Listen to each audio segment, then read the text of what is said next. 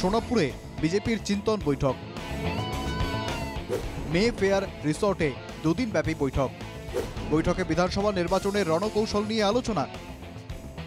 চিন্তন বৈঠকে আলোচনা হবে সাংগঠনিক নীতি নির্ধারণ নিয়েও। চিন্তন বৈঠকে মুখ্যমন্ত্রী হিমন্ত বিশ্ব শর্মা, কেন্দ্রীয় মন্ত্রী সর্বানন্দ সোনোয়াল, রাজ্য বিজেপি সভাপতি দিলীপ শইকিয়ার পৌরোহিত্যে শুরু চিন্তন বৈঠক। শুধু বর্তমান এবং প্রাক্তন মুখ্যমন্ত্রী নন, দুদিনব্যাপী এই বৈঠকে অংশ নিয়েছেন রাজ্য বিজেপির শীর্ষস্থানীয় প্রায় সব নেতা মন্ত্রীরাই। চিন্তন বৈঠকে অংশ নেওয়ার আগে সাংবাদিকদের সঙ্গে কথা বলতে গিয়ে স্বাস্থ্য ও পরিবার কল্যাণ মন্ত্রী অশোক সিংহল জানান, এই নীতিটোৱে শুদ্ধ নীতি। টিকট কটা যাব পাৰে যে 100% টিকটটো কটা যাব। কাম নকৰিলে টিকট কটা যাব। যাৰ যিজন বিধায়কে গণভিত্তি হেৰুৱাইছে, ৰাইজৰ লগত সম্পৰ্ক ভাল ৰখা নাই, অভিমান আহিছে, পাৰ্টিয়েতো এই বিধায়কক টলাৰেট নকৰে, এই বিধায়কক গ্ৰহণ নকৰিব। লিষ্টখন দীঘলীয়া হ'ব নেকি টিকট কটাৰ? চাওক, লিষ্টখন দীঘলীয়া হয় নে নহয় সেইটো লিষ্ট ওলালেহে গম পোৱা যাব। লিষ্ট নোলালে কেনেকৈ কোৱা যায়? কালি যিখন মুখ্যমন্ত্ৰীৰ সৈতে বৈঠক আছিলে, মুখ্যমন্ত্ৰীয়ে এই কথাটো কৈছে যে মই কাৰো মুখলৈকে নাচাওঁ, যদি ৰাইজৰ আচলতে আস্থা হেৰুৱাইছে। মানে অকল অসমৰ ফালে চাব লাগে। আই অসমীৰ মংগল কেনেকৈ হয়, আই অসমীক কেনেকৈ আমি আগুৱাই লৈ যাব পাৰোঁ, আই অসমীৰ স্বাৰ্থপূৰ্তি কেনেকৈ হয়, আই অসমীক কি কৰিলে আমি সেৱা কৰিব পাৰোঁ, এইটোৱে চকু দিব লাগে, আৰু বেলেগ ক'তো চকু দিব নালাগে। জনসমর্থন হারিয়ে ফেলেছেন এমন বিধায়কদের টিকিট কাটা যাবে।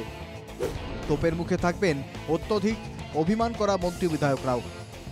বৈঠকে অংশ নিতে ইতিমধ্যেই সোনপুরে পৌঁছে গিয়েছেন মুখ্যমন্ত্রী হিমন্ত বিশ্ব শর্মা এবং কেন্দ্রীয় মন্ত্রী সর্বানন্দ সোনোয়ালও। এদিকে বৈঠকে অংশ নিতে যাওয়ার পথে সাংবাদিকদের সঙ্গে কথা বলতে গিয়ে সাংস্কৃতিক পরিক্রমা মন্ত্রী বিমল বরা বলেন, অন্যান্য আলোচনা কি হ'ব?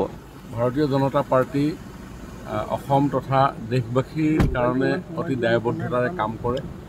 নৰেন্দ্ৰ মোদী ডাঙৰীয়াৰ নেতৃত্বত দেশে যোৱা এটা দশক আৰু অন্যহাতে অসমতো ভাৰতীয় জনতা পাৰ্টি চৰকাৰ গঠন হোৱাৰ পিছৰ সময়ৰ পৰাই সৰ্বানন্দ সোণোৱাল ডাঙৰীয়াৰ নেতৃত্বত, ডক্টৰ হিমন্ত বিশ্ব শৰ্মা ডাঙৰীয়াৰ নেতৃত্বত আজি উন্নয়নৰ দিশেৰে আজি অসমখনক, অসমৰ প্ৰতি জাতি জনগোষ্ঠী ভাষা ভাষী লোকক, খিলঞ্জীয়া জনসাধাৰণৰ অস্তিত্বৰ বিভিন্ন প্ৰশ্নত আজি দায়বদ্ধতাৰে আমি কাম কৰিছোঁ।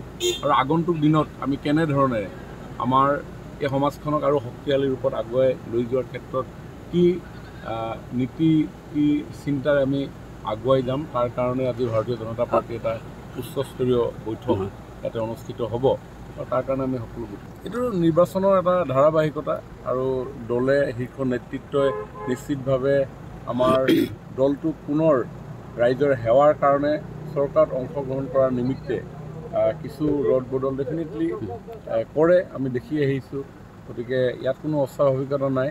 সেৱাৰ মনোভাৱেৰে ভাৰতীয় জনতা পাৰ্টিৰ প্ৰতিজন কাৰ্যকৰ্তা সমৰ্পিত, আৰু সেইকাৰণে দলে যি দায়িত্ব দিয়ে।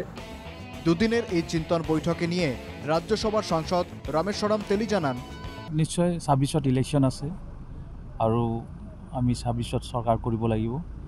তাৰ ওপৰত কিছুমান হয়তো আমাক নিৰ্দেশ দিব। নিশ্চয় আমাৰ ভাৰতীয় জনতা পাৰ্টিৰ আমি জনামতে 64জন আমাৰ বিধায়ক আছে, আৰু নিশ্চয় 126টা সমষ্টি আছে। তো নতুন মুখটো নিশ্চয় আহিব, নতুন ঠাইত টিকেট পাবই, যাতে ধৰি লওক তিতাবৰত পাবই, শিৱসাগৰত পাব, নাজিৰাত পাব, এনেকৈ যিবিলাক ঠাইত আমাৰ ভাৰতীয় জনতা পাৰ্টিৰ বা আমাৰ এলায়েন্স পাৰ্টনাৰ বিধায়ক নাই, সেইবিলাকত নতুন মুখৰ কথা আমি চিন্তা কৰিছোঁ। নতুন মানুহক টিকেট দিয়া হ'ব। তেনেকৈ নিশ্চয় আমি 126টা ছিটত আমি ইলেকশ্যন খেলিম ইণ্ডিয়াই, আৰু নিশ্চয় নতুন মুখ দেখা পোৱা যাব। ২৬-এর বিধানসভায় একাধিক নতুন মুখ দেখা যাবে বিজেপিতে। এটা উল্লেখ করে রাজ্যসভার সাংসদ তেলি বলেন, যেহেতু জাতীয় রাজনীতির সঙ্গে জড়িয়ে পড়েছেন তিনি, তাই রাজ্য রাজনীতিতে তার ফিরে আসার সম্ভাবনা কম। ইতিমধ্যে ঘোষণাও কৰিছোঁ মই নেশ্যনেল পলিটিক্সত থাকিম বুলি। পাৰ্টিৰ কথা পাৰ্টি কি সিদ্ধান্ত লয়, কিন্তু মইতো ইতিমধ্যে জনাইছোঁ যে মই ন্যাশনাল পলিটিক্সত থাকিম।